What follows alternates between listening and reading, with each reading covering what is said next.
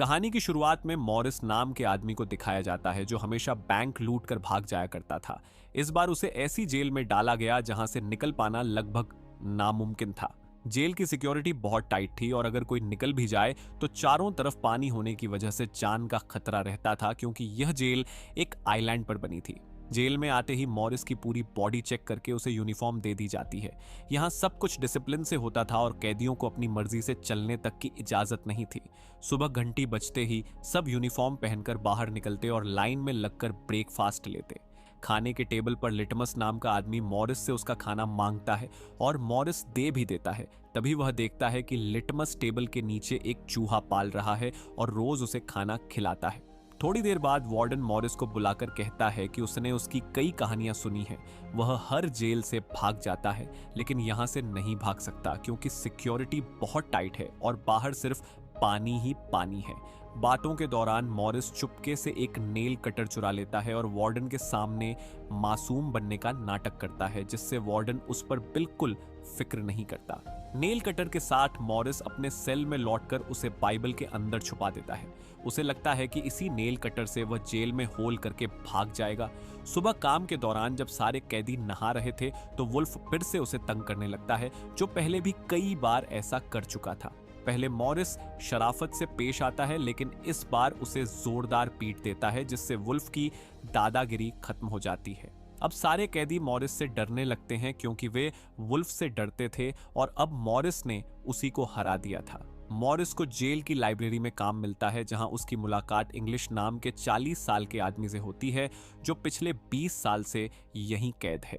काम के बाद मॉरिस एक ऐसे कैदी से भी मिलता है जिसे पेंटिंग का शौक था और जिसने अपनी शर्ट पर फूल बनाया था।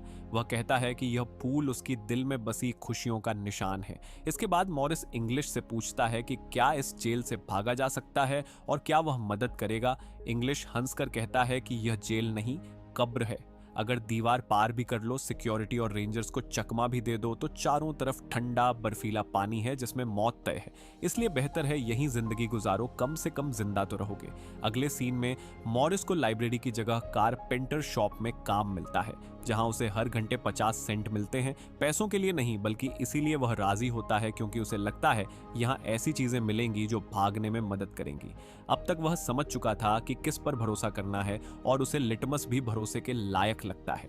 मॉरिस लिटमस से भागने का तरीका पूछता है तो वह बताता है कि हर कमरे में एयर वेंट है, वहीं से छत पर पहुंचकर जंप करके भागा जा सकता है। तभी पीछे से वुल्फ बदला लेने के लिए मॉरिस पर हमला कर देता है। मॉरिस कोट उसके हाथों में लपेटकर उसे गिरा देता है, लेकिन वॉच टावर के गार्ड्स सब देख लेते हैं और गोली चलाकर उन्हें रोक देते हैं। लड़ाई की सजा में दोनों को टॉर्चर सेल में डाल दिया जाता है, जहां 2 हफ्ते तक उन्हें टॉर्चर सहना पड़ता है। बाहर आने पर मॉरिस की हालत खराब होती है, लेकिन लिटमस अपने चूहे के जरिए उसे वेलकम बैक का नोट भेजता है। इसी दिन मॉरिस के पास वाले सेल में चार्ली नाम का नया कैदी आता है और जल्दी ही उसका दोस्त बन जाता है। देखते ही देखते मॉरिस अपना ग्रुप बना लेता है और सबको बता देता है कि वह जल्द ही यहां से भागेगा।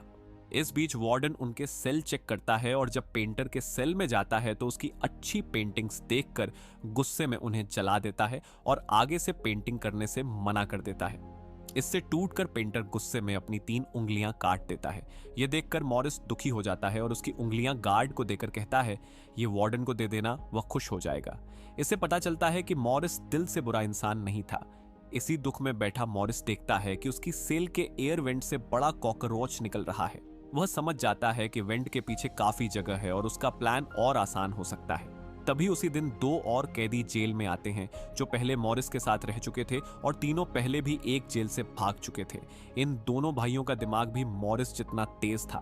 इसके बाद सबको अपने परिवार से मिलने का दिन मिलता है। इंग्लिश कई साल बाद अपनी बेटी से मिलकर रो पड़ता है, क्योंकि वह अब बड़ी हो चुकी थी और वह उसके साथ समय नहीं बिता पाया था। चार्ली को पता चलता है कि उसकी माँ बहुत बीमार है और कुछ ही महीनों में मर सकती है, इसलिए वह भी फैसला करता है कि उसे अपनी माँ के लिए इस जेल से भागना होगा। वह रात में मॉरिस से कहता है कि अगर तुम भागने का प्लान बनाओ तो मुझे भी शामिल करना। अब ये सब बड़ा ग्रुप बनाकर प्लानिंग करने लगते हैं। मॉरिस बताता है कि हर कमरे में एयर वेंट है जो ऊपर खुलता है, लेकिन वह छोटा है। मगर चिंता की बात नहीं, क्योंकि खारे पानी के पास बनी यह जेल अंदर से खोखली हो चुकी है, इसलिए दीवार खोदना आसान होगा। हमें वेंट के आसपास की दीवार तोड़नी होगी, लेकिन मेरे पास सिर्फ छोटा नेल कट्टर है। बड़े काम के लिए बड़ी चीज चाहिए। खाना खाते हुए उसे चम्मच का ख्याल आता है। दिक्कत थी कि चम्मच सेल में कैसे ले जाए। वह एक साथी के साथ गार्ड से बहाना करके 2 चम्मच उठा लेता है और एक पॉकेट में छिपा लेता है। रात में सेल खाली दिखे तो गार्ड्स शक करेंगे। इसका हल भी भाई देता है। बार्बर शॉप से बाल लाकर कागज की नकली डमी बनाकर उस पर बाल लगा देंगे ताकि बाहर से लगे कि हम सो रहे हैं। मॉरिस कहता है कि वेंट पार कर भी लिया तो पानी की समस्या है। वह जॉन से कहता है, तुम लॉन्ड्री में काम करते हो, वहां से रेनकोट चुरा लो, उनमें हवा भरकर हम उन्हें नाव की तरह इस्तेमाल करेंगे। चार्ली मॉरिस से कहता है कि उसे भी कोई काम दे तो मॉरिस कहता है कि जब वह वेंट में जाएगा तो चार्ली को पहरा देना है और वार्डन आते ही सिग्नल देना है। मॉरिस खुदाई शुरू करता है लेकिन उसे वेल्डिंग के लिए कुछ चाहिए होता है। वह लिटमस से सारी माचिसें मांगता है और बदले में रोज उसका खाना उसके चूहे को देने का वादा करता है। लिटमस मान जाता है। माचिस, चम्मच और नेल कटर से मॉरिस एक नुकीला औजार बना लेता है जिससे खुदाई तेजी से होने लगती है। चार्ली पहरा दे रहा होता है लेकिन अचानक उसकी आंख लग जाती है और उसी वक्त वार्डन आ जाता है। इंग्लिश वार्डन को बातों में उलझा लेता है। चार्ली जागकर सिग्नल देता है और मॉरिस तुरंत सब छिपाकर लेट जाता है। वार्डन को जलने की स्मेल आती है पर मॉरिस कॉन्फिडेंस से बात संभाल लेता है। अब तक मॉरिस इतना खोद चुका था कि वह निकल सकता था, लेकिन वेंट की जाली स्क्रू से कसी थी जिसे खोलने के लिए औजार चाहिए था। वह अगले दिन काम की जगह से औजार चुरा लेता है लेकिन बाहर आते समय मेटल डिटेक्टर पर पकड़ा जाता है। सबको लगता है वह पकड़ा जाएगा मगर वह चालाकी दिखाता है। जो औजार गार्ड के हाथ लगता है वह बैकअप होता है। असली औजार उसने जूते में छुपा रखा था। रात को वह उसी से जाली काट देता है और रास्ता खोल लेता है, लेकिन अब भी अंदर जाता तो सेल खाली दिखकर गार्ड्स को शक हो जाता। इसलिए पहले उन्हें डमी चाहिए थी। वे लाइब्रेरी से किताबें चुराकर गीली करके नकली सिर बनाते हैं, पेंटर के रंगों से उसे पेंट करते हैं और बार्बर शॉप से चुराए बाल ग्लू से उस पर चिपका देते हैं। मॉरिस ने डमी सिर के साथ एक नकली दीवार भी बना ली थी जो बिल्कुल असली दीवार जैसी लगती थी ताकि खुदाई छुपी रहे। सारी तैयारी के बाद रात में वह डमी सिर रखकर वेंट के अंदर चला जाता है। अंदर उसे कई पाइप मिलते हैं जिन पर चढ़कर वह 2nd फ्लोर तक पहुंचता है, लेकिन बाहर जाने वाली जगह पर ग्रिल्स लगी थीं जिन्हें तोड़ना नामुमकिन लगता था। नीचे वार्डन की चेकिंग शुरू हो जाती है। चार्ली लगातार सिग्नल देता है, पता नहीं मॉरिस तक पहुंचते भी हैं या नहीं। वार्डन मॉरिस के बालों पर हाथ रखता है और उसी वक्त मॉरिस बोल उठता है, जिससे पता चलता है कि वह समय पर लेट गया था और चार्ली की जान में जान आती है। अगले दिन मॉरिस बताता है कि रास्ता तो मिल गया है लेकिन वहां ग्रिल्स लगी हैं, अकेले नहीं पहुंच सकता। जॉन कहता है कि उसका वेंट भी तैयार है, रात को वह भी आएगा। रात को दोनों पहुंचते हैं तो पता चलता है कि ग्रिल सिर्फ रखी नहीं, वेल्ड की गई है जिसे तोड़ना आसान नहीं। उन्हें चेनसॉ जैसी चीज चाहिए। अगले दिन म्यूजिक क्लास में मॉरिस को एक छोटे पंखे से आइडिया आता है और वह चार्ली से उसे म्यूजिक बॉक्स में छुपाने को कहता है। गार्ड्स को कुछ नहीं पता चलता। पंखे को ड्रिल मशीन जैसा बनाकर मॉरिस और जॉन वापस जाते हैं। जॉन उसे अपने कंधे पर बैठाता है और मॉरिस रॉड काटने लगता है। आवाज सुनकर गार्ड्स ऊपर आते हैं लेकिन उससे पहले पहली रॉड कट जाती है जिससे उनके बाहर निकलने का रास्ता बन जाता है। आवाज बंद होते ही गार्ड चेकिंग को नजरअंदाज कर देता है। अगले दिन मॉरिस खुशी से टेबल पर सभी को बताता है कि रास्ता साफ हो चुका है और अब उन्हें कोई नहीं रोक सकता। जॉन का भाई बताता है कि रेनकोट, पैराशूट भी तैयार हैं। सब प्लान तय कर लेते हैं। अपने अपने सेल में लौटते समय इंग्लिश किताबें देने आता है तो मॉरिस उससे आखिरी हैंडशेक करता है। इंग्लिश समझ जाता है कि वह सच में कुछ बड़ा करने वाला है। कुछ देर बाद वार्डन मॉरिस के सेल की सख्त चेकिंग करता है, खुदाई वाली जगह भी देखता है, लेकिन नकली कार्डबोर्ड दीवार के कारण उसे कुछ नहीं मिलता। वह कहता है सुबह इसका सेल बदल देना, लेकिन सुबह आने ही नहीं वाली थी। रात 2 बजे वेंट से निकलकर मिलने का प्लान था। प्लान बनाते वक्त चार्ली बहादुर था पर वक्त आते ही घबरा गया।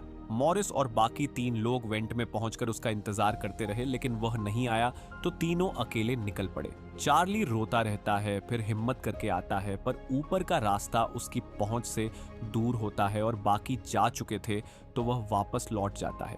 उधर तीनों गार्ड से बचते हुए आखिरी दीवार तक पहुंचते हैं, फेंस पार करते हैं और जेल से आजाद हो जाते हैं। अब उन्हें सिर्फ आइलैंड से निकलना था। वे रेनकोट बांधकर उनमें हवा भरते हैं ताकि उनसे नाव बनाई जा सके। हवा भरने में समय लगता है लेकिन यही उनका एकमात्र तरीका था। बहुत स्ट्रगल के बाद आखिर उनकी बोट तैयार हो जाती है और वे रातों रात आइलैंड से निकल जाते हैं। सुबह गार्ड्स चेकिंग करते हैं, सब नॉर्मल लगता है लेकिन चार्ली की हालत देखकर वार्डन को उस पर शक होता है।